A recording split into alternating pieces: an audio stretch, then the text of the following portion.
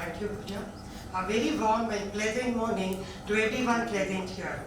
Respected dignitaries on the dais, off the dais, speakers, delegates, faculty colleagues, students, and my dear friends. I, Dr. Noor Firdoos Jahan, convener of 14th World Edu Summit called as Education 2015, shaping the future of teaching learning. Welcome you all to the summit organized by MTC Global in collaboration with Institute, Harvey Institute of Management. To talk, sir have already spoken about the thing, but little I want to mention about it. So digital technologies and evolving attitudes are set to drive a radical transformation and disintermediation by 2050. They will overturn the medieval model of universities as well as antiquated approaches to schooling and lifelong learning. Here, I would like to bring three important changes which I feel may experience in future with reference to teaching and learning process. The first change I want to bring is that it is going to be more compelling and effective ways to learn online and also hybrid format. Technology will enhance, if not replace, traditional classroom learning with new ways to explain topics, provide regular low-stake tests to track comprehension, and adopt learning accordingly to help students to progress. These changes we are witnessing in present scenario, and I feel it is going to increase in future. Second, I feel there will be a greater personalization. As for too long, students have been restricted by the bundling of courses or at their educational institution based upon the schedule, preferences and availability of faculty then by their own priorities or interests. Interdisciplinary studies are more compelling and relevant for many subjects and students. And even before, important in driving the scientific advances in fields such as environmental science and sustainability that is going to grow further and demand towards that is going to increase. Third, I wanted to talk about the growing search for quality and value for money in courses, leading to the greater disintermediation of universities themselves that will be partly be driven by the rising costs of education and growing concern about the consequent social inequality it is going to create. Why access in-person teaching at a mediocre institute when universities offering can be unbundled and students pick courses offered online with the best world-class experts and universities.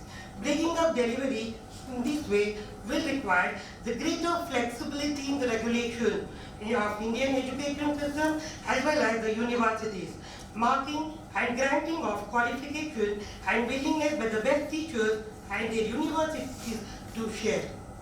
But with all these three changes, educational disruption will faster democratization in across and more flexibility in training for very far wider group of individuals through their individual lives. It will open up access to education to different levels of society and reflect the growing need for adaptation during the evolving lifetime of work and leisure. The march of technology is not neutral.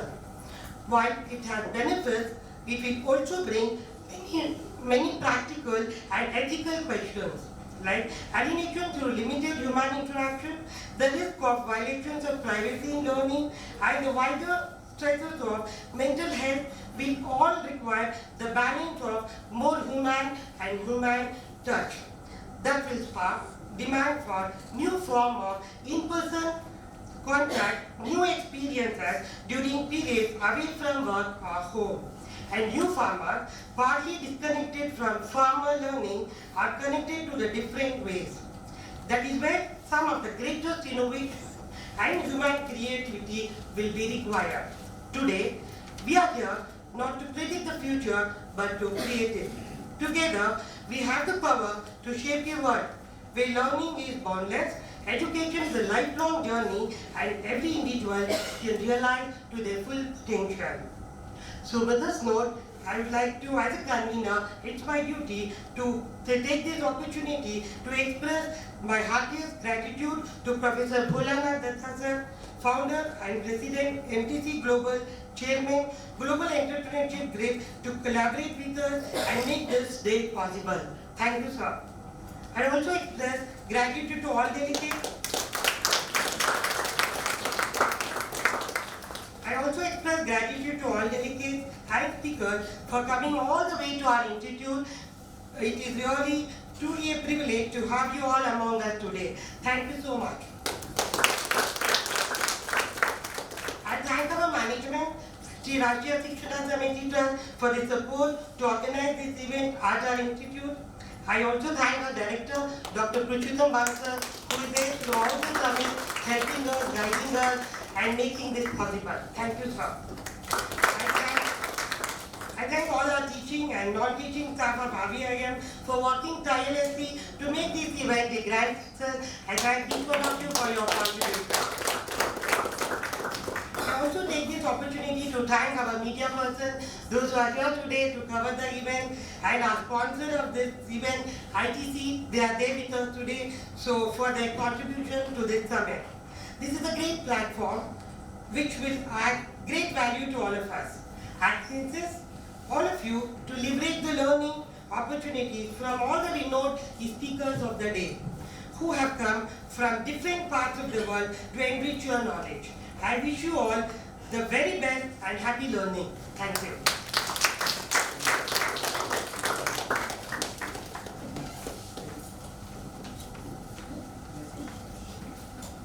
Thank you, ma'am.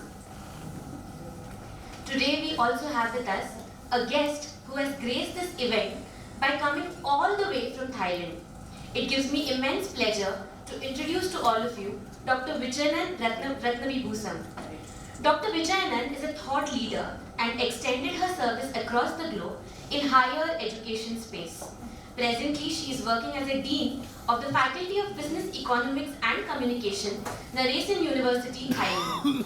She did her PhD in Management Science, Operations Management from Strathclyde Business School 2006, University of Strathclyde, and MBA in International Business and Finance and Banking from Dominican University, USA.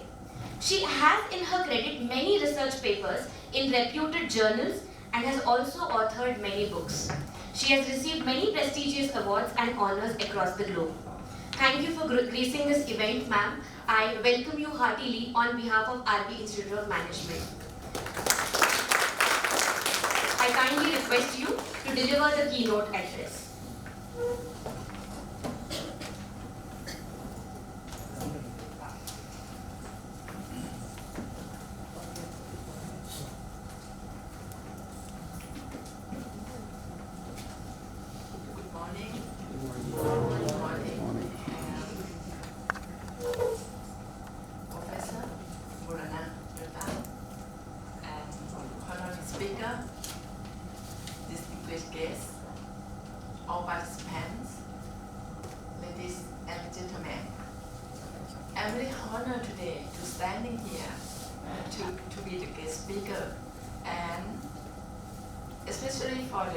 The award from the ATC Global today. In fact, today very honored. I'm speaking at the one of the most popular IT city in the world.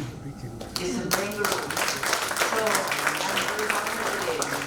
And also, I would like to share some thoughts as the keynote speaker on the topic of the Eduvolution 2050. It's very hard for me, you know. Next 25 years, so very, you know, very difficult when I got this topic from the Professor Bholanath. So next 25 years, I'm going to be 80. It's already, you know, getting old already. But I would like to happy to share all the thoughts with you today. As you know that today it will undoubtedly look very different by then. The question is, everyone might ask, how can we ensure that the education we provide continues to be meaningful, relevant, and accessible in the future world? Or how do we balance the innovations that are rapidly transforming the way we teach with the timeless value of critical thinking and intellectual curiosity?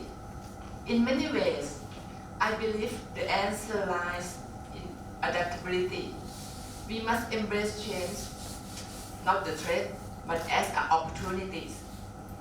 Whether it's employment, the power of AI, that we're gonna talk AI today. Reimagine the role of classroom, of preparing students for the jobs that don't yet exist.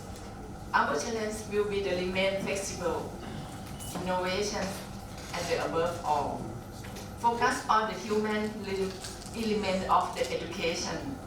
I also think it's very important that we ask ourselves that role as the professor and institutions want to play in shaping this future. It won't be enough to simply react to change. We must lead it. That means raising not just academics excellence, but also resilience, empathy, and a sense of global citizenship in our students.